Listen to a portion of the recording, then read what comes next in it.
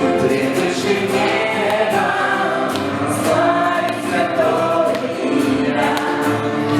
Благодарю Тебя за все Твои дела, превыше всех моих надежд и мечтаний. Я возвышаю руки и голос свой, и славлю Тебя, мой Господь. Будем славить святое имя, будем славить святое имя.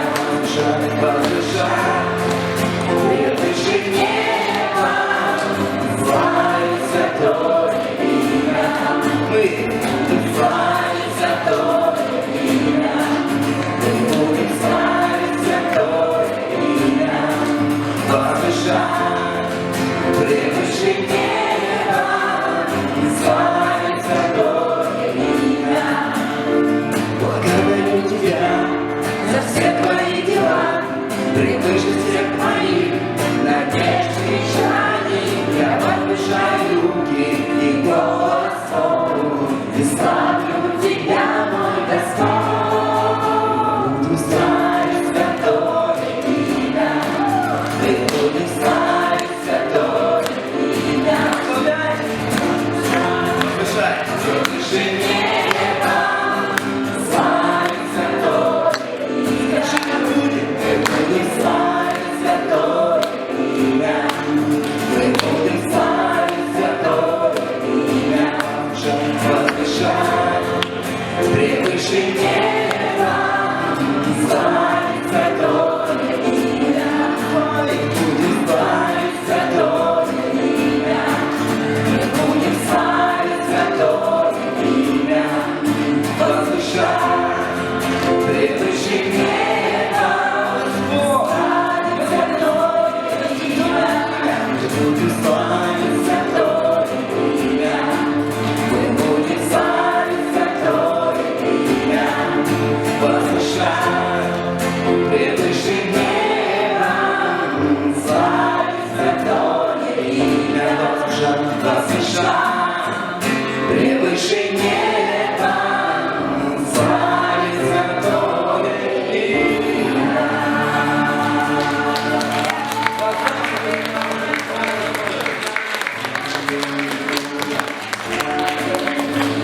Слава всемогущему, Слава всемогущему, аллилуйя. аллилуйя. Слава всемогущему, Слава всемогущему, аллилуйя. аллилуйя. Слава всемогущему, Слава всемогущему, аллилуйя. аллилуйя. Слава всемогущему, Слава всемогущему, будем славить святое имя. Мы будем славить святое имя. Возвышай превыше неба, славить святое. Скажи ему еще, мы будем славить святое имя.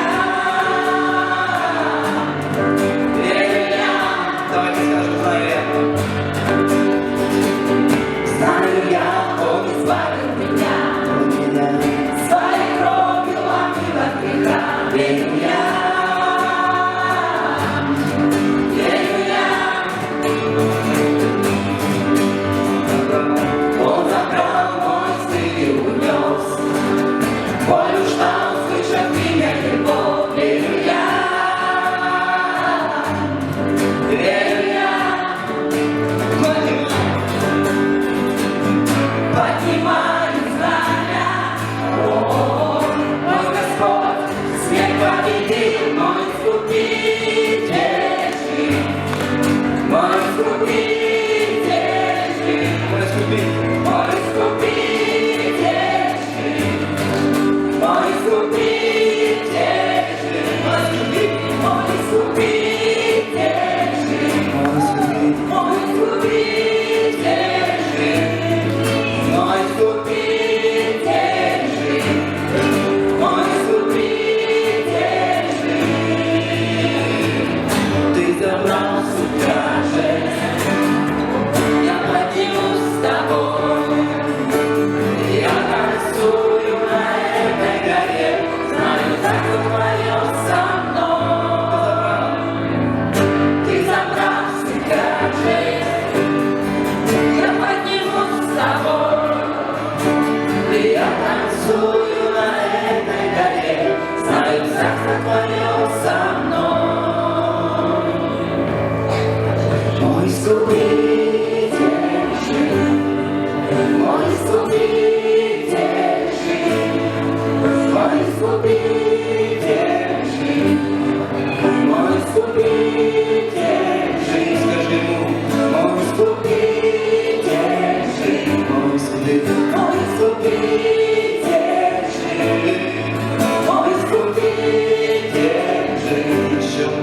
Мой искупитель жив, мой искупитель жив, мой искупитель жив. Скажи ему, мой искупитель жив, мой искупитель жив.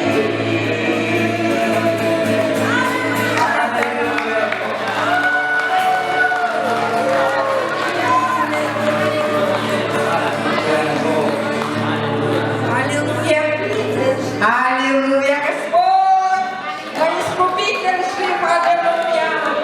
Есть тот, кто смерть победил, аллилуйя. Слава тебе, Господь, благословен. Ты благословен, Бог, аллилуйя. Благодарим тебя, аллилуйя. Слава тебе, Господь. Благодарим тебя на этом месте. Благодарим тебя на этом месте. Слава тебе, Господь, аллилуйя. Мой искупитель жив. Есть тот, кто смерть победил. Аминь. Есть тот, кто болезнь победил. Есть тот, кто грех победил. Аминь. Аминь. Соглашаемся за нужды. Аллилуйя, Господь. Благодарим тебя. Мы благодарим тебя. Аллилуйя. Мы благодарим тебя. Аллилуйя. Аллилуйя. Благодарим тебя, Господь. Мы благодарим тебя. Аллилуйя. Слава тебе, Господи. Мы благодарим тебя. Приносим тебе все эти нужды, Господь. Мы приносим тебе все эти нужды, Господь. Мы приносим тебе. Отдаем тебе твои руки, Господь. Твои руки. Иисус. Иисус. Аллилуйя. Все пути Господни, милость и истина. Все пути Господни, милость и истина, хранящим завет Его и откровение Его. Все пути Господни, милость,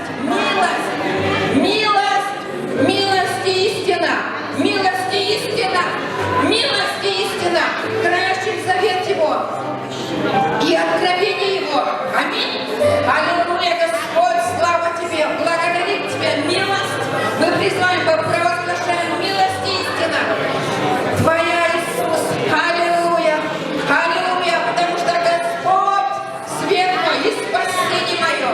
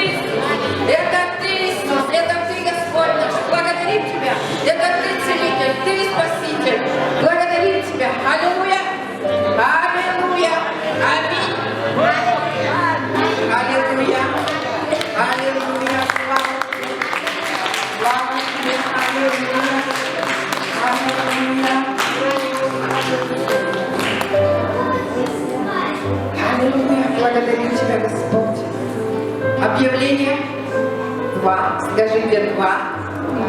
Два объявления сегодня. Нужна помощь. Можно садиться, да. Нужна помощь на детское служение. Родители. Родители и волонтеры. Пожалуйста. Помощь на детское служение родителей. Пожалуйста, и волонтеры. Кто хочет? Пожалуйста. И второе, среда. Молодежь в офисе собирается. Собирается молодежь. Молодежь собирается в офисе в среду. Аминь. Аллилуйя. Слава тебе, Господь, за нашу молодежь. Благодарим тебя, мы благословляем твою молодежь. Это твое поколение, Господь. Слава тебе, Господь. Благодарим тебя. Слово на пожертвование. Слово на пожертвование. Местописания будут, да? Не будут? Аллилуйя, Господь. Открываем 1 Паралипоменон 16. Это слово, которое дал на 1 января. Я еще оттуда не вышла, еще там. 1 Паралипоменон 16 глава, с 1 по 4 стих. Открываем.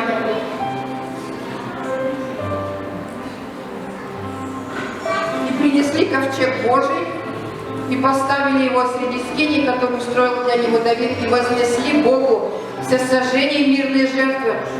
Когда Давид окончил всесожжение и приношение мирных жертв, то благословил народ именем Господа и раздав всем израильтянам, и мужчинам, и женщинам по одному хлебу, по куску мяса и по кружке вина, и поставил на службу пред ковчегом Господним некоторых из левитов, чтобы они славословили, благодарили и превозносили Господа, Бога Израилева.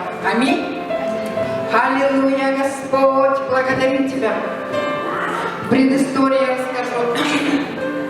Ковчег Божий до этого был у Авидара Кефьянина. Помните, да? Ковчег Божий до этого был у Авидара Кефьянина. 3 месяца. И донесли Давиду, что Господь благословил Авидара. Господь благословил Авидара и дом его, и все, что у него. Вот смотрите, Господь благословил Авидара, да, и дом его, и все, что у него. Вот, мы были до этого где-то, да? Я думаю, что Господь благословил там, где мы были, в городе, да, вот, в Ангет-Холле, например, да? Бог же благословил. Господь благословляет это место, эту общину. Аминь. Аллилуйя. Теперь мы здесь. Слава Тебе, Господь. Благодарим Тебя. И когда донесли Давиду, Давид услышал и решил перенести ковчег с торжеством в свой город, да, и принес жертвы, всесожжения и мирные жертвы, и благословил народ именем Господа. Благословил народ именем Господа. Аллилуйя, Господь. Благословляем народ именем Твоим. Аллилуйя, Иисус, спасибо Тебе. И 3 стих еще прочитаем. 3 стих. «И раздал всем израильтянам, и мужчинам, и женщинам по одному хлебу, по куску мяса и по кружке вина». Что ты хочешь сегодня получить от Господа? Что ты хочешь получить сегодня от Господа? Пожалуйста, хлеб или мясо, или вино. А что это образно обозначает, знает каждый, я думаю, да? Каждый знает, да? Принять или не принимать зависит от меня, зависит, от тебя зависит. Принимать или не принимать.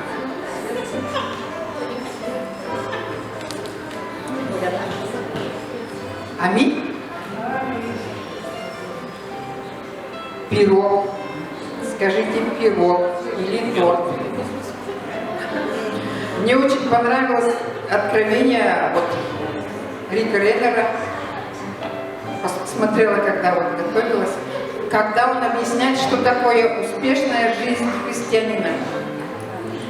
Если ты стряпаешь пирог или торт, или что-то такое, да, и какого-то ингредиента у тебя не будет, в этом, например, да, в пироге, вот, в твоем торте, то не получится пышный пирог или торт, не получится.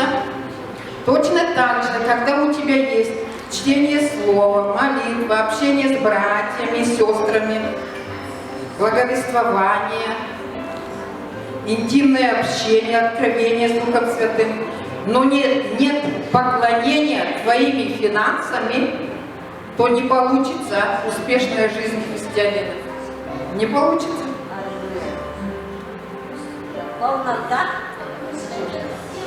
Нужны все ингредиенты. Аминь. Аминь. Аллилуйя, Господь, благодарим Тебя. Все ингредиенты нужны, в том числе и это, финансовое, да, наше поклонение. Бог касается сердца на собрании, да, например, вот здесь. И человек становится щедрым. Вот. Сердце же Бог касается, да? Открывается сердце, открываются кошельки. Если сердце у тебя сегодня закрыто, кошелек твой не откроется. Если Бог тебя не коснулся, да?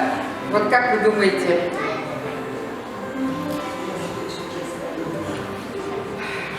Матфея 6:21 мы читаем, да? Где сокровище ваше, там будет и сердце ваше.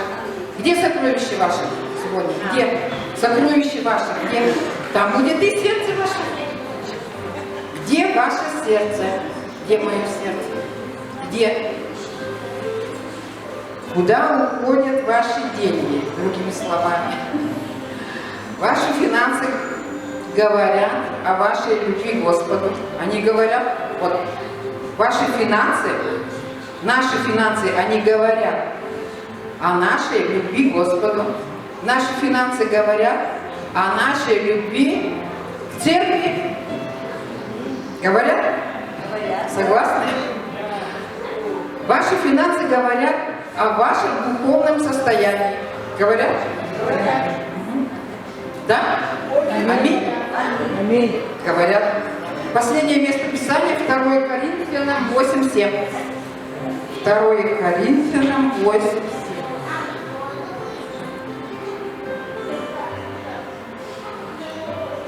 Второй. Это первый. 2 Коринфянам. 2 Коринфянам.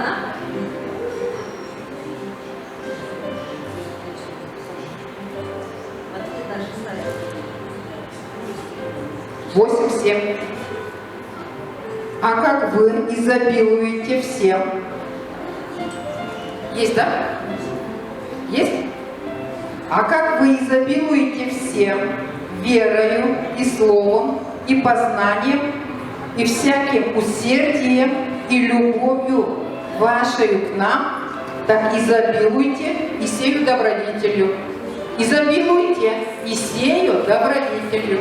Аминь. Пусть Бог благословит. Аллилуйя.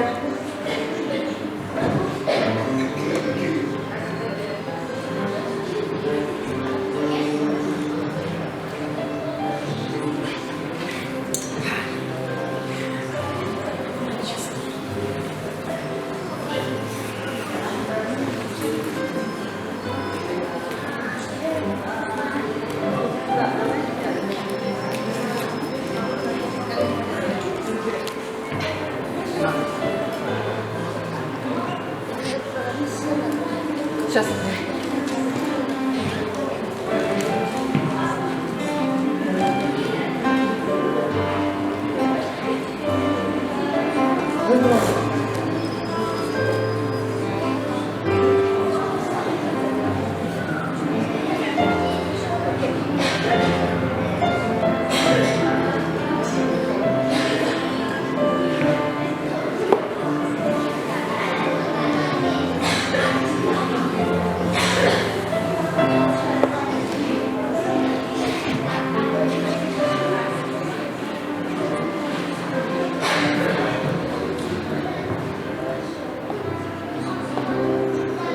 Давайте церковь встанем еще и будем поклоняться нашему Господу сейчас.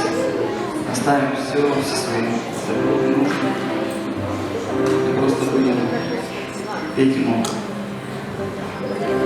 песню поклонения.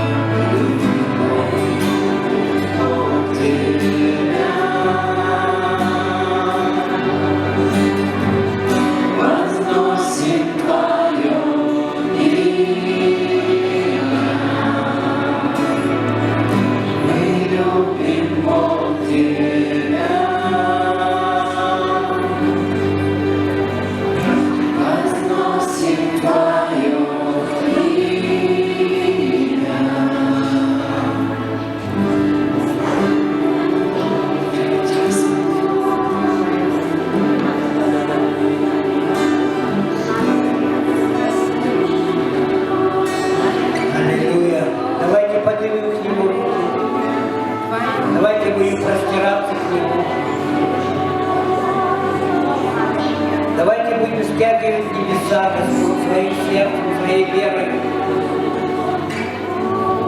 Потому что без веры угодить Богу невозможно. Чтобы мы пришли к Нему с верой, немало не сомневаясь, Господь, что Ты здесь, чтобы Твоя атмосфера была здесь, атмосфера любви, атмосфера свободы, атмосфера милости, милосердия, Твоей доброты и благости, чтобы Ты, Дух Святой, мог могущественно прикасаться к каждому сердцу, каждому больному, немощному, чтобы Твое Слово на сегодня было полезно для научения, для обличения, для исправления, чтобы мы были приготовлены ко всякому добру. Дух Святой, благодарим и славим Тебя, великий. Будь прославлен и будь возвеличен здесь, чтобы Ты мог могущественно двигаться, Господь, во имя. Ибо я не хочу ничего говорить человеческое. Я слабый, немощный. Я пусть сегодня, Господь. Хочу, чтобы Ты говорил сегодня к нам, ко всем, Господь. Мы так благодарны Тебе, Господь, за крепость, за Сына Твоего, Господь, за великое искупление, которое Он совершил на кресте, за Его пролитую кровь, Господь, за нашу грехи. Что мы были когда-то потеряны, теперь мы найдены. Мы были во тьме, Господь, теперь мы во свете. Теперь мы народ Божий. Благодарим и славим. Будь сегодня прославлен Ты и будь возвеличен во имя Иисуса Христа. Аллилуйя. Аллилуйя. Аллилуйя. Давай благодарим Его.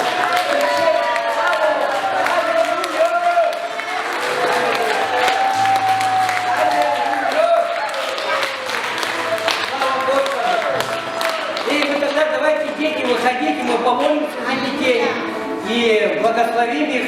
Дети, выходите сюда, дорогие, мы благословим вас.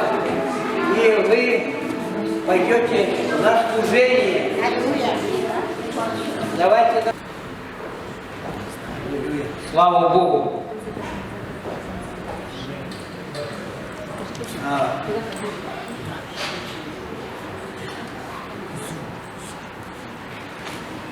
Слава Богу, видеть вас сегодня здесь, здоровыми, крепкими, что вы пришли к Господу, чтобы встретиться с Ним, чтобы услышать Его, и чтобы Он прикоснулся к вам сегодня.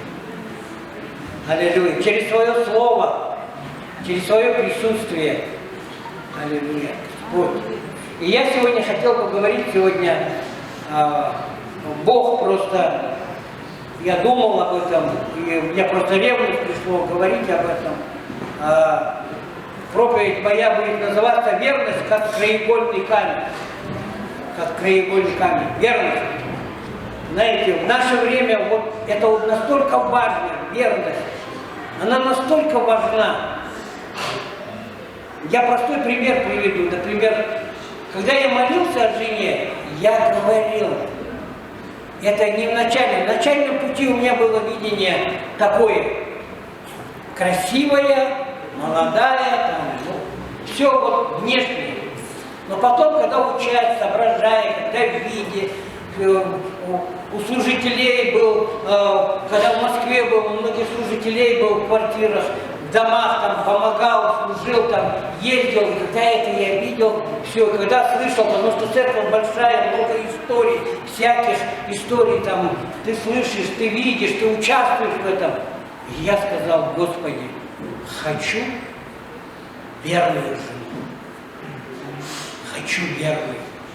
Потому что историй очень много, и ты когда слышишь, Это так больно, и ты думаешь, Господи, Господи, но почему так происходит? Почему разводятся, верующие даже разводятся, бросают неверные?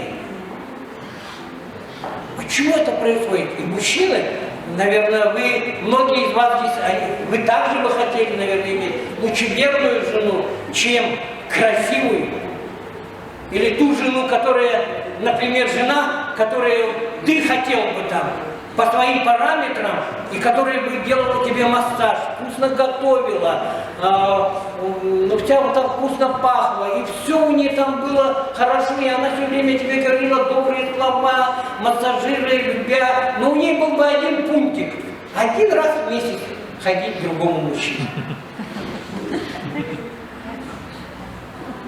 Я думаю, вы не согласились.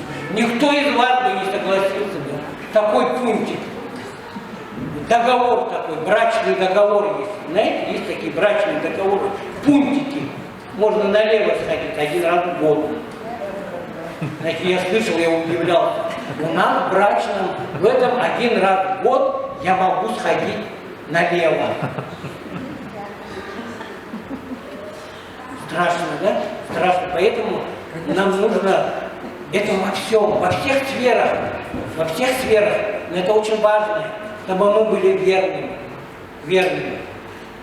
Я не знаю, у меня, наверное, это от папы пришло, потому что он войну прошел, все время рассказывал, верными, до самого конца, где бы ты ни был, до самого конца. Если ты видишь, если он твой друг, если он тебе помог в трудных ситуациях, если он был с тобой в одном бою, если он кушал с одной тарелки с тобой, если он сидел, вместе вы сидели где-то, ходили где-то, что-то делали вместе, никогда не бросает таких людей. Никогда, ни при каких обстоятельствах не сдаваться. Не сдаваться. И мне, слава Богу, не надо ломать голову. Понимаете, я доверяю своей жене, хотя часто очень звоню ей, когда ее долго нету, сразу начинаю звонить. Где ты, Таня? Ору! Что там, где ты держалась? Ну, это любовь, понимаете, это любовь. Это не просто так, это любовь. Аллилуйя. Аллилуйя. Знаете, вот верность, это вот одно, знаете, вот из этих краеугольных камней, как фундамент из добродетелей. Вот одно, но она настолько, знаете, настолько соткана с любовью.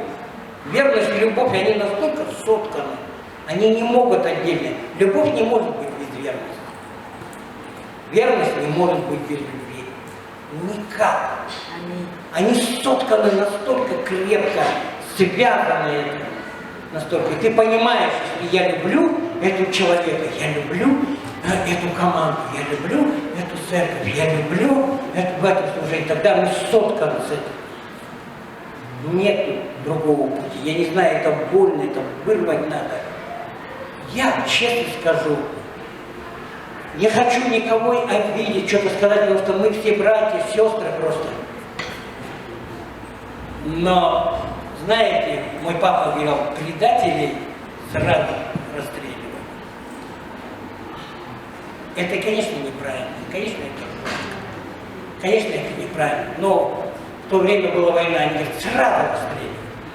Кто смолодушившего сразу так. Я говорю, как так, папа, такое не может быть. Да. Потому что с таким человеком мы не можем воевать. Мы не можем прикрывать спину, когда этот человек, как я пойду с таким человеком? Он в трудную минуту нас всех бросит. Знаете, он говорит, мы раз пошли на разведку, сидели в разведке, и их прикрывал один пулеметчик, он сидел на высоте, у него была хорошая позиция. И когда пошли немцы, он бросил эту точку. И представляете, вот у них был полк, и этот полк за 10 минут весь уничтожили немцы. За 10 минут полку сколько? Очень много народу. Все, за 10 минут ни одного не осталось. Из-за того, что он бросил вот эту точку. Из-за того, что он не оказался верным верный человек, это вот как мы можем посмотреть, если мы посмотрим, словарь Даля, да? Словарь Даля, можно посмотреть? Можно? Там есть у нас, нет? Перевод, что обозначает верность. Вот толковый словарь Даля определяет верность. Это с греческого, а там у меня Даля, да, словарь Даля, вот он говорит, верность, слово верность, это стойкость, неизменность в чувствах, в отношениях, исполнение своих обязанностей, долга. Очень мне нравится вот перевод словарь Вебстера. Словарь Вебстера. Можно перевод словарь Вебстера? Там Очень. есть также. Также, да, а также определяет верность как полный веры. Полный веры. Когда человек полный веры, он никогда не сдаст свои позиции. Ни при каких обстоятельствах не сдаст. И греческий перевод, там уже читаем, да? Можно прочитать греческий перевод, вот, который в начале был. А то у меня там нет греческий перевод. Можно там, дорогие? Вы вначале его ставили, греческий перевод.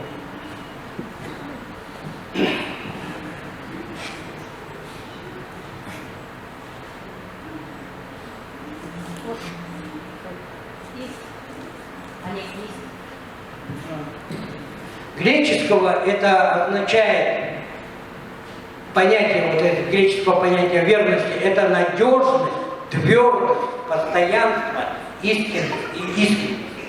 Вот это есть верный человек. Который верный человек, он надежный.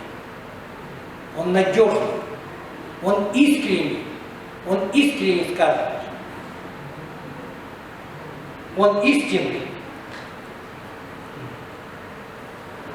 Знаете, Бог, будучи сам верный, он верный, мы сейчас это посмотрим немного погодя, он желает, чтобы дети его были такие же. Это качество, необходимое качество Божьего народа. Божьего народа. И тогда мы можем посмотреть, знаете, мы когда дети, вот я смотрю, просто я вспоминаю, помню, просто мы когда дети вначале, потом мы вырастаем, интересно, вот я смотрю за своими детьми, интересно, вот они, девочки мне как-то так, они, как-то их так наставляли, они какие-то такие примерные, такие спокойные, как-то они но мальчики у нас это нечто, бомба. А если они сойдутся в этом бою, это все, это мое. Нет, это мое. Хлюсь. Вдвоем, когда сойдутся. Нет, это мое. И знаешь, вот они как сидят и начинают. И когда приходишь и говоришь, так же нельзя.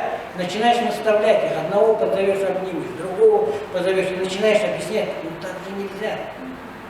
Это же неправильно. И они обещают, все, будет все хорошо. Будет все прекрасно.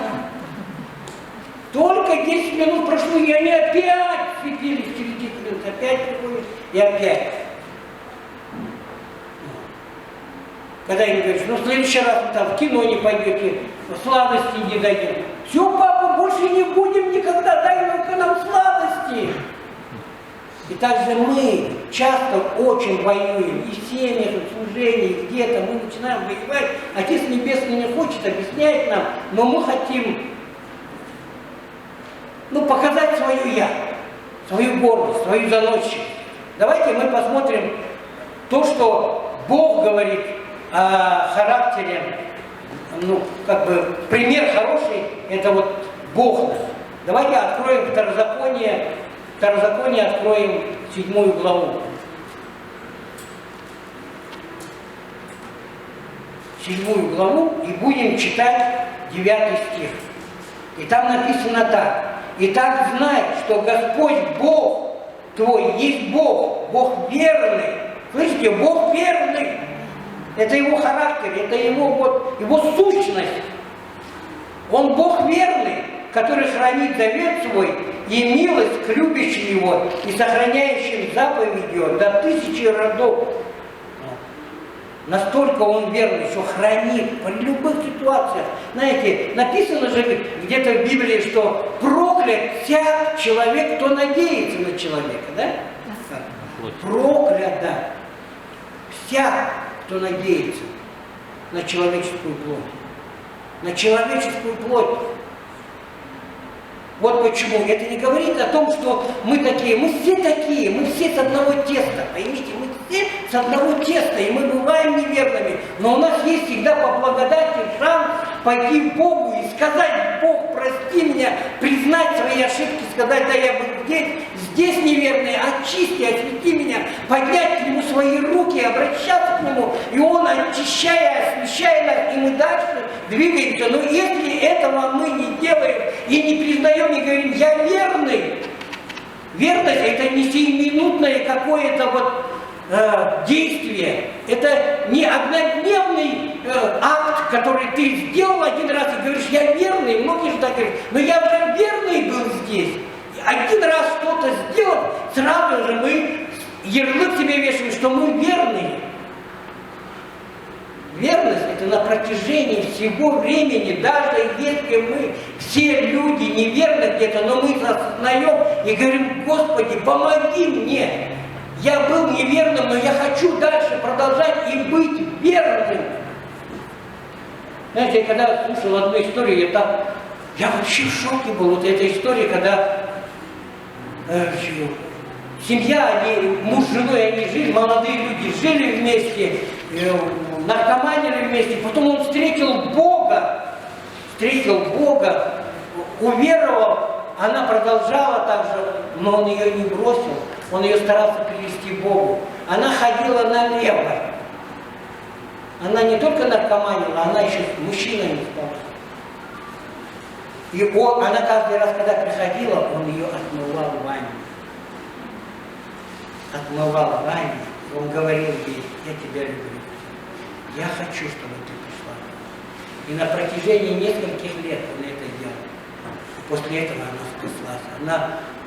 Она в один миг ощутила эту любовь. Она прошла какое-то вот эти трудности, но как-то Бог коснулся ее через это. Но такие случаи — это единичные случаи. И я говорю: да нет, я привержен. Я говорю: Господи, когда я услышал это, я привержен измене бы, наверное, схватился за голову и бежал бы, наверное, и говорил: Господи, да я не хочу иметь ничего общего. А Бог, Он верный до 1000 родов. Сколько ему израильский народ предавал, все время предавал, приходил вроде, и к нему руки подавал, и потом опять предавал. И он все равно любил их, все равно у него вот это, знаете, лучше прочитать «Плач Иеремии». Давайте откроем 3 глава, «Плач Иеремии». Читаем «Плач Иеремии», 3 глава.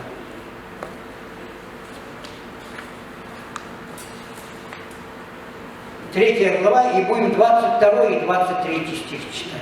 Здесь написано: «А по милости Господа мы не исчезли, ибо милосердие Его не истощилось». Оно не истощается, Его милосердие. Оно обновляется каждое утро.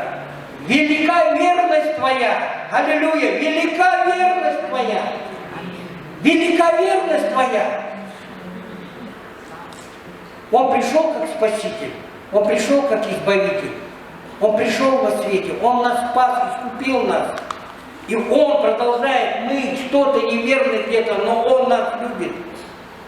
Понимаете, это Его имя, как я сказал, оно соткано. Бог есть любовь, и Он есть верность. Это как соткано, а Он никак не может. Он никак не может изменить. Каждое утро она обновляется, каждое утро. Если бы мы, например, молились бы: пусть солнце не взойдет, оно все равно взойдет. Потому что это Божья любовь, это Божья милость, это Божьи законы. Хоть как бы ты ни молился, она все равно взойдет. Это Его милость, она работает. Аллилуйя. Верность твоя велика, настолько она велика, настолько она огромна. Вот разумом ее не понять. Это великая верность. 2 Тимофея, откроем 2 Тимофея, 2 главу. 2 Тимофея, 2 глава.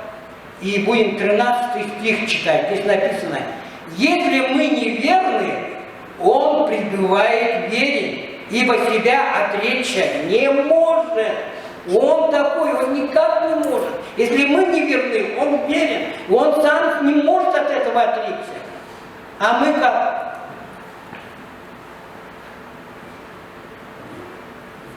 Долг не отдаем. Долги набираем и долги не отдаем. Или в долгах, как в шелках, говорит: Иисус все простил. Все простил. И вы меня простите. Или как, вот я в библейке учился, там вот, удивительно, христиане едут в транспортах, у них билеты, их ловят, они говорят: Иисус за все заплатил. И все. Вот основная масса студентов-то. Иисус за все заплатил, зачем мне платить? Или долг взял и не отдает. А когда будешь отдавать долги? Не знаю. И вот таких ситуаций много. Таких ситуаций много. И мы должны выходить из этих ситуаций. Каждое утро благодать Его, каждое утро изливается на нас. Это потрясающе, это уникально просто, что Он верный. Вот почему покой. Знаете, если мы заключили договор с человеком, то мы рискуем чем-то. Вот заключили договор. Как один проповедник сказал, очень хороший, он говорит: если ты заключил договор с неверующим, то одну расписку возьми, а если с верующим, 2 расписки. Потому что он будет по благодати двигаться. Потому что он тебе местописание покажет о милости Божьей, о прощении всех долгов. И он тебя еще так больненько ударит.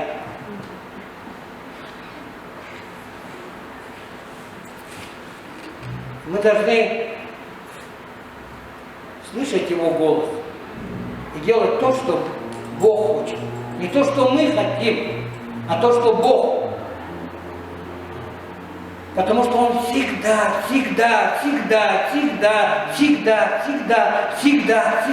Он такой, Он всегда такой. На Него можно положиться 100%. Когда мы взываем к Нему, как бы этот израильский народ не уходил, он все время отмывал этот народ. Как вот этот пример этого мужчины отмывал в ванне, когда она приходила в течение нескольких лет. Так же и Бог. Чтобы мы не отступили, это сущность Его характера. Знаете, я так рад, что Бог вразумил меня, мое мышление изменил. Знаете, и меняет, и продолжает менять мое мышление, раз за разом продолжает менять мое мышление. И если я когда-то думал так и так хотел поступить, то теперь я так не могу поступить, потому что мое мышление изменилось. Картинки себе рисовал. Знаете, мужчины, наверное, любят картинки рисовать, да? Ну, не знаю, некоторые, может, не любят. Но я особенно любитель был картинок. Слава Богу, и мышление меняется. И это ужасные, противные картинки. Мы должны быть верными Богу, прежде всего верными Богу мы должны быть. Верными в взаимоотношениях. Это вот о том, что я говорил, верными в взаимоотношениях везде. Это настолько важно, взаимоотношения. Если ты не верен Богу, то ты в взаимоотношениях не будешь верен. Потому что у тебя мышление не поменяется, тогда ты будешь поступать не так, как говорит Слово, а так, как говорит твои чувства, как говорят твои глаза, как говорят эти картинки или что-то еще. Поэтому нам нужно держать взор к Нему, чтобы в действительности Он мог через свое Слово изменять наше мышление. во взаимоотношениях, верными самому Богу, потому что Бог верный, Его так, взаимоотношения были верными. Не только в семье, а также и в церкви, в финансах. У нас должна быть верность в финансах. Вот. Взаимоотношения в семье это очень важно. Взаимоотношения с детьми это очень важно. Взаимоотношения с детьми. Мне легче всего на ребенка и все. Не дай Бог. Но это неправильно, это не взаимоотношения. Это не взаимоотношения. Вот жена не даст соврать. Мне так легче всего. Когда жена говорит, иди разберись, они опять там. Потому что она устает и не может разобраться. И я иду сюда, ну-ка давайте-ка сюда. Кто здесь прав, кто здесь не прав. А, ты не прав, давай сюда, ты ложись, ремешка. Девочкам нельзя ремешка. У нас загоняют девочки в угол на 10 минут, на 20. Кто на сколько? Мальчикам ремешка. И мы так быстро, да, все решается, и сразу все. Все потому что знают. Но это неправильно, надо же их объяснить. Все, это же время. А тебе там надо пообщаться, в интернете посидеть, там, спорт иногда посмотреть. Я любитель там, спорт люблю посмотреть.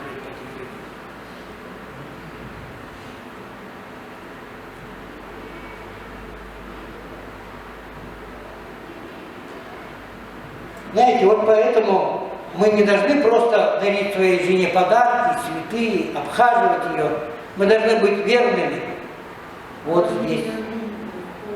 Верными вот здесь. Потому что внешне может быть очень спрятанный. А в картинках, когда ты... Вот я говорю, мне жена 3 раза меня била жестко. Вот 1 раз за то, что я с одной женщиной переглядывался. Потому что она увидит там огромную, и мы там детские получили, что-то там еще получили, мы там кошелек толстый был там открыт. И такая девушка с речными пятнами, такие реснички сейчас такие длинные, она так. Мне вырез здесь такой. И я такой. И она мне под затыльник мне дала. Потом домой пришли, она мне так с ноги прилетала.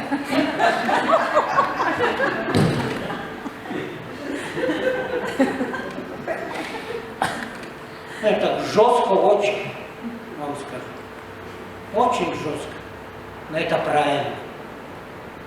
Чтобы дьявол не влез. Знаете, дьявол как влазит. Вот я сегодня хотел взять кружку с дыркой, забыть, знаешь. Вот когда ты так поступаешь, когда жена там не видит, или что-то картинки там молодые, то вот она вот с дыркой, вот это, сосуд твой с дыркой. Проливается, хоть сколько вливает. Никакой верности, никакого наполнения, никакой любви. Она все вытекает. Дьявол, потому что пробрался, сделал там дырку, и довольный он такой. Знаешь, такой довольный. Дырочку сделал, ему много не надо, он не придет и не скажет вам, как говорит, ну я же, когда приходишь, говорит, ты же на опасном пути, брат или сестра, ты на опасном пути. Ну я же не отрекся от Иисуса Христа. А дьявол, он же не дурак, он знает, он уже потихонечку приходит. Он так невзначай, как будто так скажет. О, ты здесь такой умный, мудрый, тебя не признают. О, ты сколько там сделал, и там делаешь, и здесь делаешь. Знаете, сколько таких служителей упали? О, их так много, таких служителей, братьев, сестер, когда к ним дьявол приходит, и он так потихонечку. Ты не видишь, тебе завидуют. Не заметил?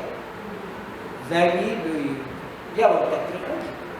И мне так говорит, смотри-ка, завидуют, что у тебя жена, дети, квартира хорошая. Ты не заметил, что я говорю. Так, чик, дырочка. Полилось. Он хочет так, знаешь, так, незаметненько. Ты посмотри, как на тебя посмотрели, А ты не заметил, каким тоном тебе это сказали? Он так незаметненько, он не приходит и не говорит: отрекись от Иисуса Христа. Он знает, ты не будешь отрекаться. Он знает, что мы любим все Иисуса Христа, и мы не будем отрекаться. Мы уже вкусили, что Он благ, и мы хотим быть вместе с Ним. Он потихонечку так. Зависть, потом так невзначай гнев, капельку подкинет. Непрощение, что-то не так, что-то не додали, что-то не так посмотрели. Это очень важно. Взаимоотношения, они настолько важны. Настолько важны. Бог хочет, чтобы наши взаимоотношения, они укреплялись. Притча 28 глава. Притча 28 глава. 28 глава. И будем 20 стих читать. 28 глава, 20 стих. Верный человек богат благословением. А кто спешит разбогатеть, тот не останется, не наказан. Вот первая часть. Верный человек богат благословением. Это прежде всего не финансовые благословения, не материальные. Мы богаты. Верный человек, он богат, духовно богат. Во многих сферах духовно богат. Во взаимоотношениях с Богом, взаимоотношениях в семье, взаимоотношениях с пастором, взаимоотношениях с лидером, во взаимоотношениях с братьями и сестрами, взаимоотношениях с братьями и сестрами других церквей, во взаимоотношениях со своими соседями, во взаимоотношениях со своими коллегами. Он богат, потому что он верный. Он настолько богат, потому что у него мышление позитивное, потому что у него мышление Божье мышление. Потому что он верный в этом. Как Бог говорит, он так и делает. Не так, как он хочет, или как он хочет это все устроить, или чтобы все плясало под его настроение.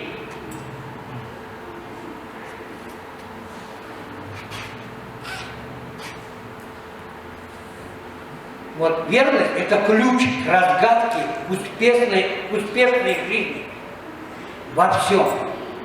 Во всем. Во всем.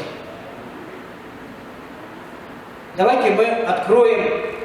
Вот я хотел бы сказать насчет верности. Это обязательство. Обязательство. У нас обязательно есть обязательство между Татьяной и мной, между детьми и нами. У нас есть обязательства. Также и в церкви есть обязательства. Дорогие, вы не знали, что в церкви также есть обязательства? Мы так думаем, мы в семье, у нас все хорошо, но не трогайте нас, пожалуйста. В церкви тоже есть обязательства. Вот 1 Коринфянам откроем, 1 Коринфянам 4 глава. 1 Коринфянам 4 глава, и будем читать 2 стих. 2 почитаем. Здесь написано так. От домостроителей же требуется, чтобы каждый оказался верным. Понимаете? От домостроителей. Мы же домостроители Царства Божьего, нашей Божьей семьи. Мы же не только семью в семье с Татьяной строим, мы же строим еще Царство Божье. И знаете, если между кладками не будет раствора, и это и есть взаимоотношения, обязательства. Если эти обязательства не исполняются, то эта кладка, она развалится. Потому что обязательства, если они не исполняются, то этот раствор, он не крепкий. Он не крепкий. Любой может прийти и просто так толкнуть, и она развалится. Чтобы мы были верными во всем, в служении, где бы мы ни находились, чтобы мы были верны. Аллилуйя.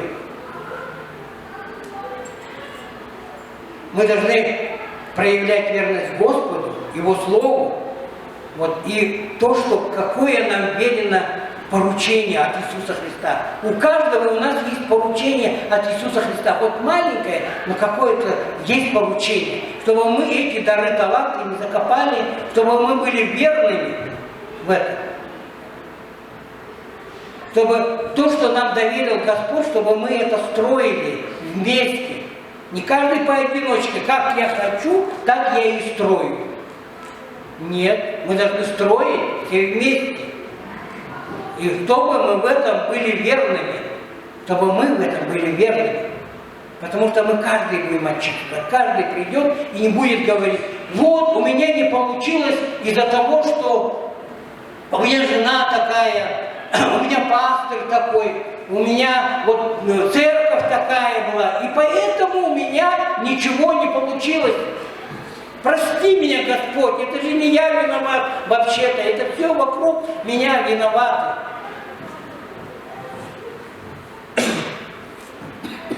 Бог ему скажет, отойди от меня, и тебя знать-то не знал тогда. Если ты так будешь отвечать, мы каждый будем давать отчет за себя.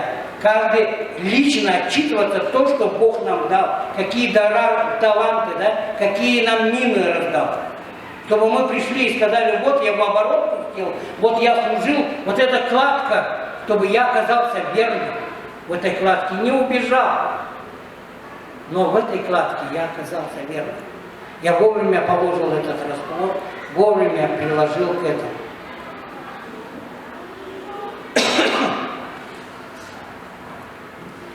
За свое, каждый за свое. Я не буду отвечать за Саву за меня отвечать. Но каждый за свое. Но это вместе, понимаете, это вместе.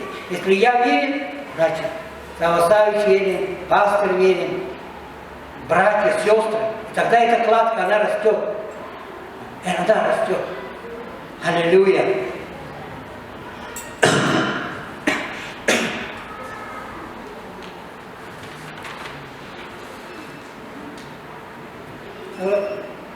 А вот как насчет финансов? В финансах мы тоже должны быть очень верными. Должны быть. Взаимоотношения, как я сказал, с Господом, взаимоотношения в семье, с детьми. В финансах также. Знаете, почему-то странно, да, вот теологи, они посчитали всю Библию, вот посчитали все.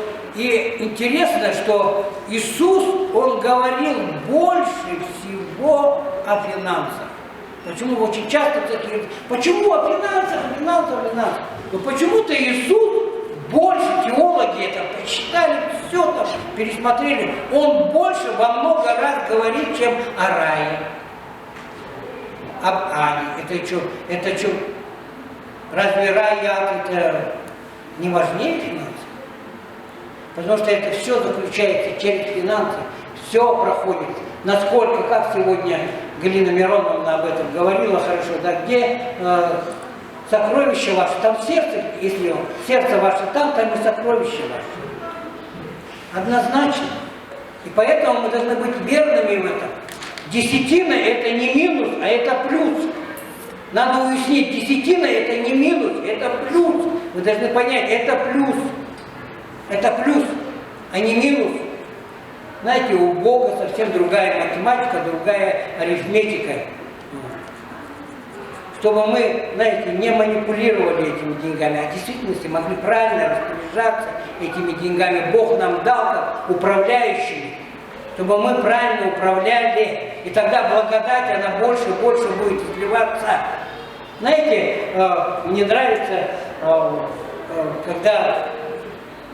когда верующих, они говорят, это верные, потому что апостол Павел говорил про Тимофея, он верный. Про Тихика говорил, он верный. Потому что верующие и верные, это как синонимы, да? Они как синонимы. От одного корня они. И несут одну смысловую нагрузку. Верующие. Значит, верные. Мы верные. Нас Бог называет, мы верные. Если мы верующие, значит мы верные. Аллилуйя. Чтобы нас друзья называли верными. Знаете, мы иногда так строим, что-то думаем о великих делах, о пробуждении где-то там, в Африке, там еще где-то. А просто не смотрим, у нас соседка там, Клава, там, тетя Клава, там. Василий, они спиваются. А почему бы к ним не пойти? Что мы там думаем, каких-то далеких, какие-то великие? Знаете, мы должны быть верными в малом. Иисус, Он уже сказал, будьте верными в малом, и на большем поставлю. Мы сразу хотим не быть малым верными, а сразу хотим запрыгнуть на 10-ю лестницу. Так не получится, вы на 10-ю лестницу не запрыгнете, не ступив в 1-ю, 2-ю, 3-ю. Просто штаны порвутся, или ты разобьешься там, лицом упадешь на эту лестницу. На 10-ю лестницу никто не запрыгивает, надо на 2-ю, это мудро, на 3-ю, на 4-ю. Быть верным в малом, и тогда Он поставит в большем, и тогда вы вдруг поймете, вдруг вы оказались в Африке, и вы молитесь, и люди падают и исцеляются. Так не будет, если мы не будем верными в малом, и люди будут падать здесь под воздействием Духа Святого. Или исцеляться, освобождаться. Грех будет разбиваться через то, что мы будем говорить, проповедовать Слово Божье. Мы должны быть верными в малом. Если мы в малом не будем верными, Бог не поставит нас в большем никак. Никак не поставит нас. Аллилуйя! Вот верность – это верный путь наверх. Только наверх. Верный путь. Аллилуйя! Давайте я вам историю расскажу из Библии. Очень потрясающая история. Хотел как сказку, но это не сказка, это действительно история. Это потрясающая история про Даниила. Знаете, Даниил такой был человек высокого духа. Высокого духа. Он молился, постился, читал Слово. Он жил при 4 царях. Империях жил, великих империях жил. Он проживал их всех. И он был очень авторитетным среди этого. Они его всегда высоко ставили, он всегда был в авторитете, потому что он молился Богу, он всегда давал им советы какие-то, знаете. И вот завистники завидуют таким людям, знаете, человек, у которого высокий дух и верный, они завидуют. Извините меня, потом предателями становятся. У нас таких нет, слава Богу. Но где-то в других церквях, где-то в других компаниях.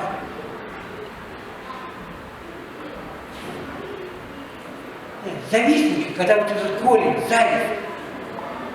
Или я сам сусам. Я сам на коне, я сам могу все делать. А вы что? Да вы никто.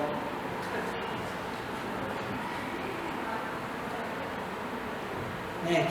И эти завистники, он был, его царь Дарий его поставил князем.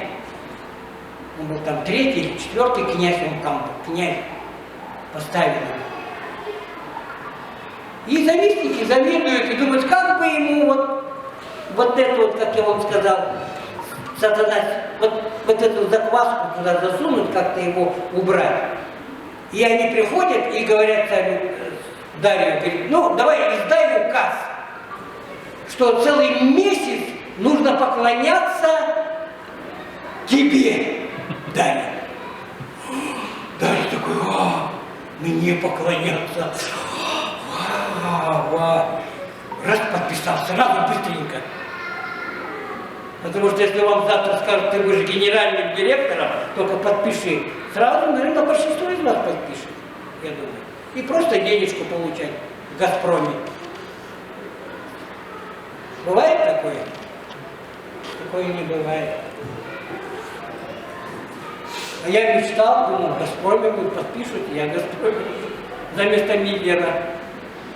Знаешь, иногда картины так рисуют себе. Бог говорит, неправильно мыслишь, Олег, другого мыслишь. И вот они ему раз и говорит, ну издай, он издал указ, подписал, все, молиться нельзя другим богам, только Дарию, месяц. И Даниил думает, ну если я буду молиться, меня убьют, к львам кинут. на сиденье. Но он человек высокого духа, он верный своему Богу. Он верный не только своему Богу, он верный этим царям. Он верный этой системе, в которой они жили. Он верный. Но он верный прежде всего Богу. Он молился, у него была привычка 3 раза в день он молился в сторону Иерусалима. Открывал окна и молился. И он продолжал молиться. Они знали, что он будет продолжать молиться своему Богу, и его царь ему к львам кинет.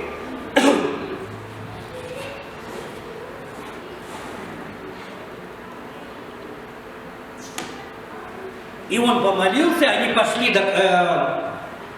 доложили это царю. Царь его говорит, ну все, бросьте его в ров. Бросили его в ров. Царь Дарий, он же его все-таки любил, он его уважал, потому что он ему так помогал советами, он такой мудрый человек был, и ему так жалко стало, он, например, всю ночь не мог спать, и утром рано пошел туда, в этот ров, и жалобным голосом: «Эй, Даниил, тот, которому живому Богу верно служит, он защитил тебя». И он что ему ответил? Да, Бог он живой. И он заградил устами вам. Он защитил меня. Царь, ты слышишь? Я живой. Как мы сегодня пели, Искупитель мой жив. Искупитель мой жив. Да, я живой. Я живой. Потому что он, еще одно условие, он защищает своих верных. Он всегда защищает своих верных. И это написано, сейчас почитаем, Псалом 30 глава, Псалом 30 глава, Псалом 30 глава и 24 стих. «Любите Господа, все праведные Его, Господь хранит верных». Слышите? Господь хранит верных, защищает. В любых ситуациях защищает, любых верных. Он хранит верных и поступающим надменно воздает с избытком. Вот его защита. Бог защищает верных людей. Он хранит от всякого зла. Аллилуйя. Матвея 25 глава. Сейчас будем скоро заканчивать. Матвея 25 глава. И будем еще славить Господа. Матвея 25 глава. И будем читать 21 стих. 21. Знаешь, так хочется, когда мы предстанем перед Богом, да, мы все предстанем перед Богом, и чтобы Он нам сказал эти слова. Когда мы предстанем перед Ним, чтобы Он сказал эти, я так хочу, искренне хочу, очень. Не лгу, Дух Святой мне свидетель, молюсь каждый раз. Хочу, чтобы Он мне сказал такие слова. Хочу и стараюсь, Господи, зри, не на опасном ли я пути, Господи, помоги мне, дай мне быть до конца верным Тебе прежде всего, жене, церкви. Матвея 25 глава, 21 стих. 21 стих. Господин ему сказал ему: хорошо, добрый и верный раб.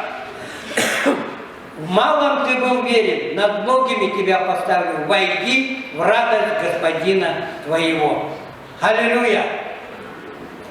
Так охота, чтобы о нас так говорили, что мы верными. Так охота, что мы верные. Верные. Так охота, что когда кто-то звонит, как я расслышал, Мацула сказал, когда ему звонят иногда, и говорит, вот как ты этого человека рекомендуешь? А мне говорит, так охота сказать, это верный человек. Возьмите его на служение, возьмите его на работу. Но чаще всего мне что-то неохота, говорит, так говорить. Так охота, но есть такие люди, есть. И вы здесь сидите, такие люди, вы верные, слава Богу, вы верные, вы Божьи люди. Так охота, чтобы мы рекомендовали друг другу, так же говорили.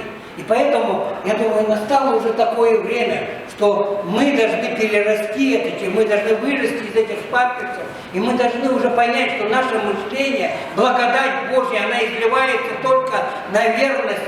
На верность. Благодать Бог видит, Он изливает на верность. Когда даже мы слабы, когда даже мы лежим, когда даже мы ропчем, Бог знает, Он оказывает нам милость, Он нас обнимает, нас отмывает. Он хочет, чтобы мы перестали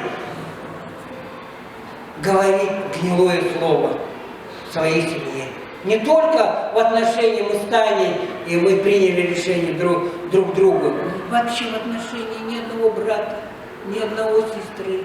Мы не позволим в нашем доме дьяволу делать эту дырочку, чтобы ничего не протекало.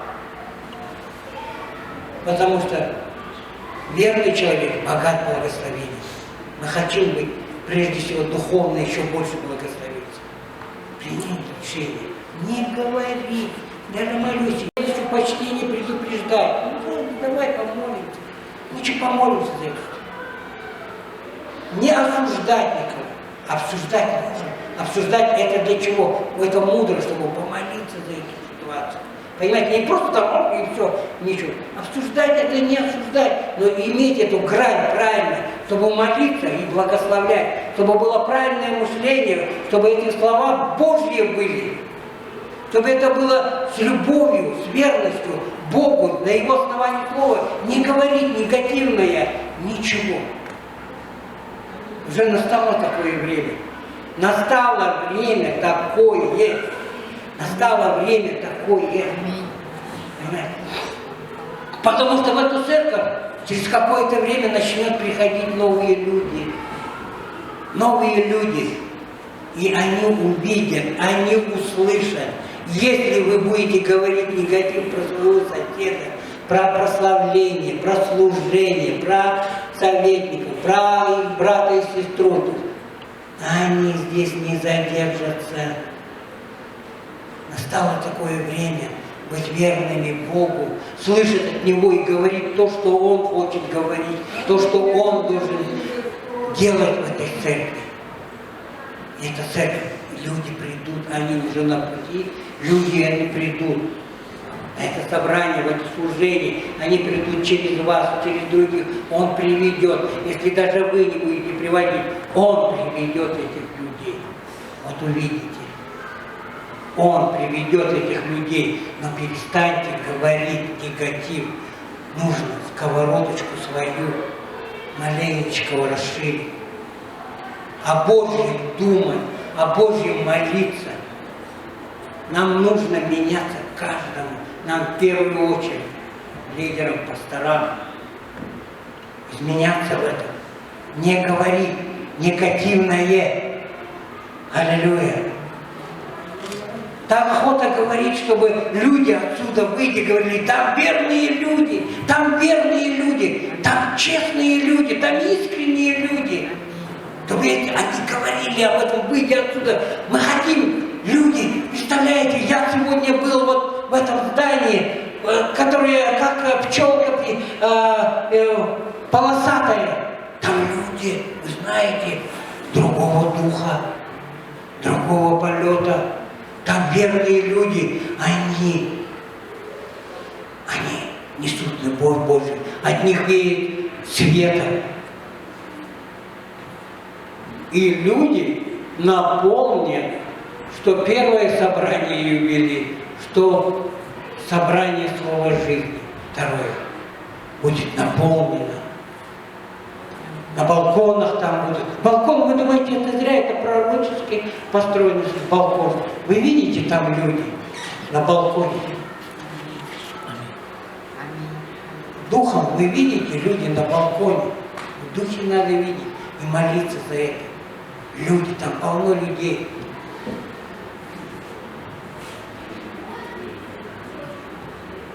Но мы должны принять решение. Верный человек, богат благословением, чтобы он был духовно прежде всего благословен. Духовно, не финансово, не богатством этим. Богат благословением, верный человек. И заканчивая, я хотел бы закончить местописанием Откровения, 2 глава. 2 глава. И там конец стиха, Откровения, 2 глава, 10 стих. «Будь верен до смерти, и дам тебе венец жизни». Аллилуйя! Будь верными, до конца будь верными своей семье, своим детям, в бизнесе, на работе, коллегам, соработникам, начальствующим. Быть верными там, где вас Бог поставил, быть верными. До конца сражаться, стоять в этом проломе, говорить позитив, провозглашать это с верой, потому что верен обещавший, он верный, он обещавший нам даст, нам нужно только в это верить и исповедовать это, говорить это с верою, не говорить негатив. Не говорить негатив. Настало время провозглашать Божье Слово, нести Божье помазание, Божью радость, Божью любовь, Божью силу Божью, чтобы наше Слово и наша проповедь не была в убедительных словах человеческой мудрости, но явление Духа и силы, чтобы вера людей этих утверждалась не на человеческой мудрости, но на силе Божьей. Аминь. Чтобы они сказали: да,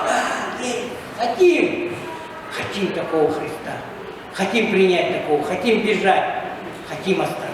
Чтобы мы верными были до самого конца, до самой смерти оставались такими, где бы мы ни были, куда бы мы ни поехали, где бы мы ни находились, чтобы мы были верными до самого конца, дорогие мои, и вы здесь такие. Аллилуйя. И народ он будет наполнять, если мы продолжим это. Мы будем нести это Евангелие. Аллилуйя! Аллилуйя! Аллилуйя! Слава Богу! Аллилуйя! Аллилуйя! Давайте встанем и будем молиться. Аллилуйя! Прославляющий можно выйти, да? Мы будем еще прославлять. Аллилуйя! Господь, во имя Иисуса! О, Господь, благодарим и славим Тебя, великий Бог! Аллилуйя, Господь! Аллилуйя! Господь, мы прежде всего благодарим Тебя за Твою верность. Ты верный, Ты соткан с этой верности. И Бог есть любовь, Господь, во имя Иисуса. Аллилуйя! Ты истинный, в Тебе свет, Господь, в Тебе, Господь, во имя Иисуса, милость Божья, величие, Господь, во имя Иисуса. Мы всегда можем положиться на Тебя, только на Тебя.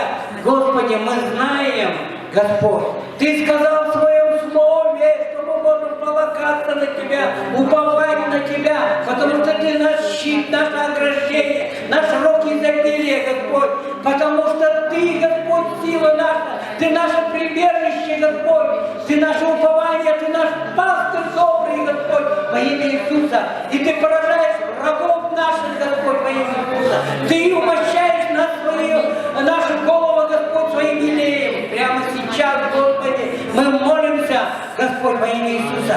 Мы молимся, обращаемся к Тебе, Господь, во имя Иисуса. Аллилуйя, мы молимся, и мы хотим увидеть там, где мы должны стоять, в малом, Господь, потому что Ты поставишь над большим, Господь, многих людей в этой церкви, среди молодежи, среди детей, которые поднимутся. Вот еще 5 лет пройдет, и они будут среди молодежи. И, Господь, Ты будешь говорить через них, Господь, Ты будешь провозглашать через них, Ты будешь приводить людей через них и через нас, Господь, ты не прекратил, потому что ты верный, ты дал слово, Господь, и ты верный, потому что ты обещал это, Господь, во имя Иисуса, что ты поднимешь нас на новую высоту, Господь, на новую духовную высоту, Господь, во имя Иисуса Христа. Аллилуйя, Господь. И люди, Господь, в этой церкви, Господь, во имя Иисуса, будут служить Тебе в дарах Духа Святого, Господь. Ты поднимешь молодых, крепких людей во имя Иисуса, которые будут служить Тебе дарами, которыми Ты их, Господь, во имя Иисуса, им подарил, Господь, во имя Иисуса. Эти дары, они будут увеличиваться, Господь, умножаться, Господь, во имя Иисуса. Провозглашаю, что здесь, Господь, есть уже люди, и поднимутся еще могущественные люди, которые будут служить даром слова знания, даром слова мудрости, даром веры, даром чудотворения, дары исцеления, Господь, дары языков, дары истолкования языков, дар развлечения духа во имя Иисуса Христа, даром веры во имя Иисуса. Аллилуйя, Господь, во имя Иисуса. Это все для этого города, для людей этого города. Ты поднимешь, Господь, во имя Иисуса. Мы принимаем решение, Господь, каждый в своем сердце, не говорить ничего негативного, но провозглашать Твое Слово Божье, которое говорит, Господь, во имя Иисуса. Радость, Господи, сила наша, Господь, во имя Иисуса, во имя Иисуса Христа, которое говорит, Господь, о любви Божьей во имя Иисуса, которое говорит, Господь, что любовь, она долготерпит, любовь милосердует, любовь не завидует, любовь не превозносится, не гордится, любовь не бесчинствует, не ищет своего, любовь не раздражается, не мыслит зла, не радуется неправде, а радуется истине, все покрывает, всему верит. Если мы любим, Господь, мы верим, мы доверяем друг другу, Господь, во имя Иисуса Христа. Любовь никогда не перестанет, потому что она всесильная. Любовь всесильна, Господь, она никогда не перестает. Она сильна, Господь, во имя Иисуса. Господь, она нежна, Господь, она добра во имя Иисуса Христа. Господь, во имя Иисуса, мы принимаем решение, что мы будем провозглашать Твое Евангелие. Нести ни склоки, ни зависть, ни сплетни, но мы будем нести Твое Евангелие в этот город, в эти дома, Господь, этим людям во имя Иисуса. Принимаем решение, Господь, во имя слышать Твой голос и прославить Тебя, слышать и делать то, что Ты говоришь, Господь, во имя Иисуса. Бороться за каждого, Господь, сражаться за каждого во имя Иисуса Христа. Аллилуйя, Господь. Любовь, она все переносит. Она, Господь, не устает, Господь, во имя Иисуса. Любовь, она не устает. Мы не можем сказать, опустить руки, сказать, я устал, Господь, она все переносит во имя, потому что это Твоя любовь, это не наша, Господь, во имя Иисуса. Ты хочешь исцелять, Господь, Ты хочешь освобождать, Ты хочешь приводить новых людей, Господь, молодых, крепких, Господь, талантливых, Господь, во имя, но верных прежде всего, потому что в трудной ситуации ни талант, ни дары не будут держать, будут держать характер. Если ты верный, Господь, если ты крепкий, надежный, значит ты, Господь, значит ты, Господи, во имя Иисуса уповаешь на Иисуса Христа, потому что ты уповаешь на Него, потому что нужна Его благодать на благодать, которая Ты изливаешь, милость Твоя, которая, Господь, превозносится на судо, милость Твоя, которая обновляется каждое утро, накрывает нас,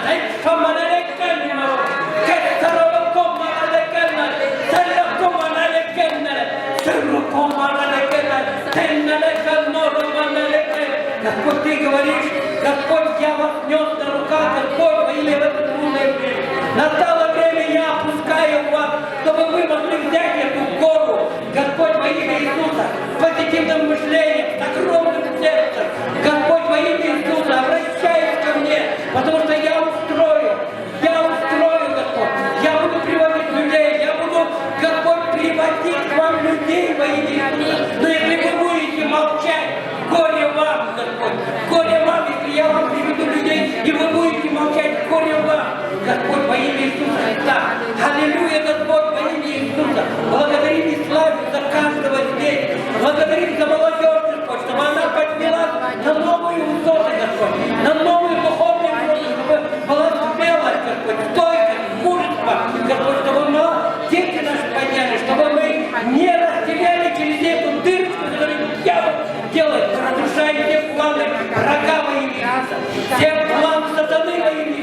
Христа.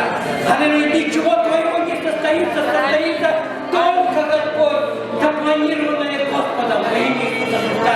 Аллилуйя. В жизни каждого этого человека, в жизни каждого молодого человека, в жизни каждого ребенка во имя Иисуса исполнится то, что Ты сказал. Аллилуйя. Благодарим и славим. Благодарим и славим Тебя, великий Бог. Будь прославлен, и Ты будь возвеличен во всем этом во имя Иисуса.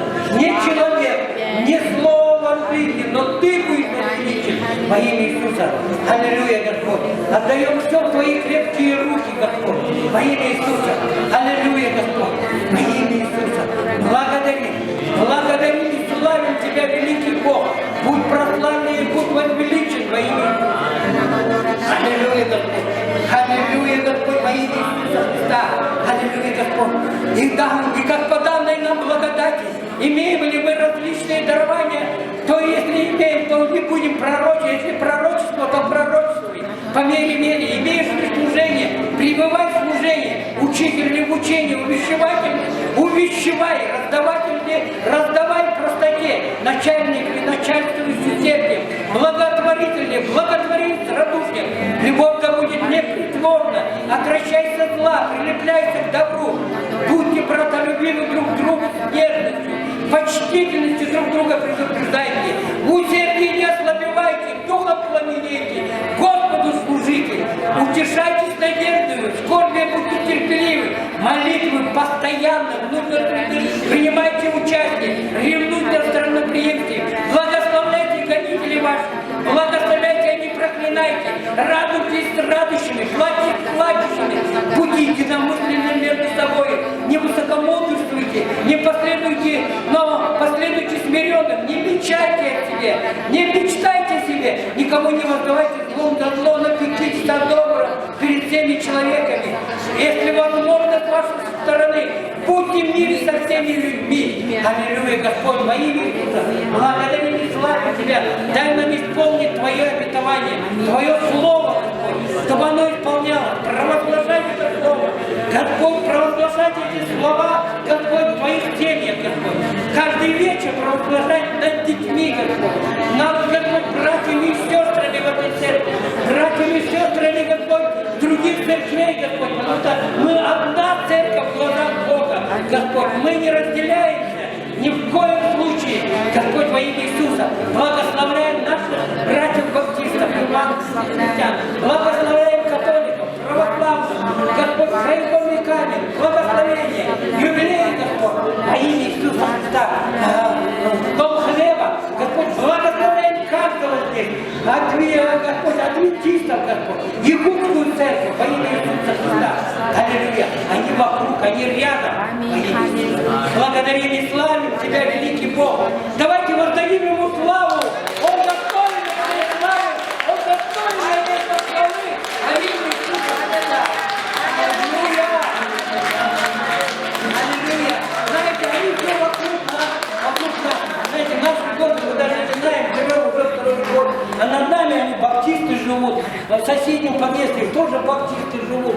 И мы только недавно познакомились с ними. Когда ты начинаешь общаться с людьми, не просто там мимо и проехал, все. Когда что-то спросил, и когда начинаешь что-то спрашивать, они начинают отвечать, ты думаешь, Господи, да мы рядом живем, вообще мы здесь рядом не общаемся даже, не ходим в гости друг к другу. Аллилуйя, Господь, мы будем ходить друг к другу в гости, общаться с ним, только нам нужно открыть рот, просто и Бог сам начнет говорить. Аллилуйя. Бог просто положит книгу, и они увидят эту книгу, а вы верующие, давайте общаться, давайте. Аллилуйя, слава Богу, Бог хочет могущественно двигаться через каждого из вас во имя Иисуса. Не забывайте о том, что эти люди, они плачутся в соседней квартире, где-то этажом ниже, в соседнем, Господь, дворе, они спиваются, Господь. Они плачут, они ждут, мы недавно с женой пошли там в беседке, сидели напротив Новоапостольской церкви, просто сидели там, оба обнимались, ворковали, там сидели, просто говорили друг другу. И вдруг мужчина идет, я говорю, мужчина, здравствуйте, он, здравствуйте. Ой, как вы сидите, здесь хорошо. Я плачу, мне плохо. Дорогой, иди, поговори.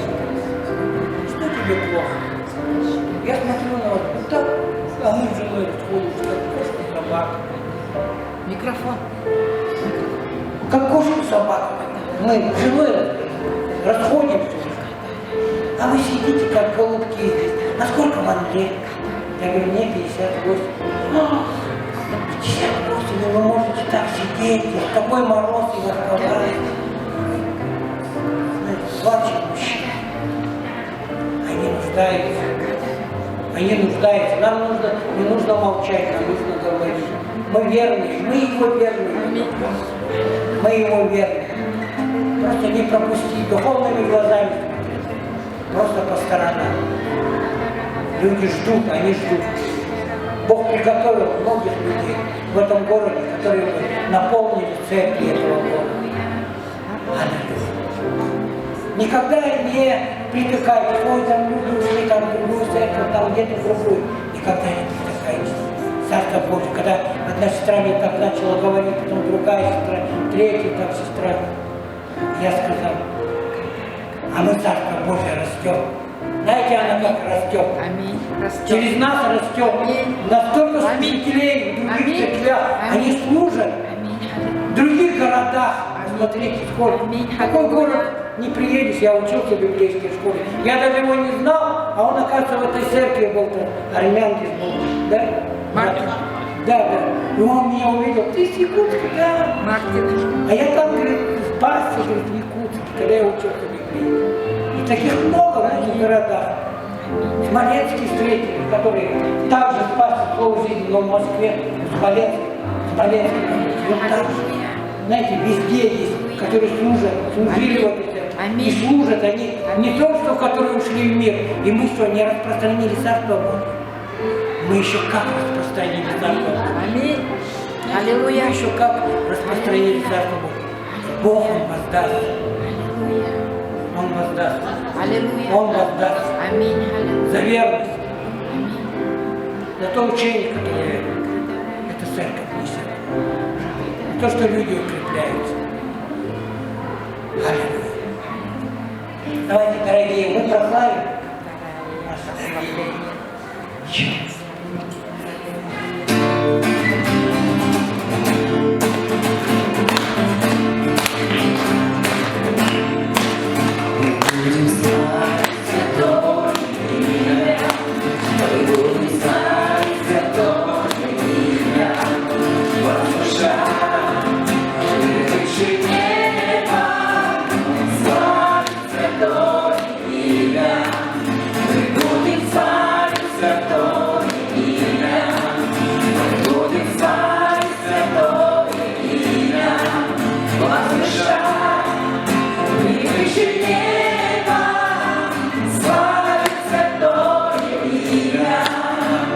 Благодарю Тебя за все Твои дела, превыше всех моих надежд, мечтаний. Я возвышаю руки и голос свой, я славлю Тебя, мой Господь. Буду славить за Твое имя, мы будем славить за Твое имя, возвышать превыше неба.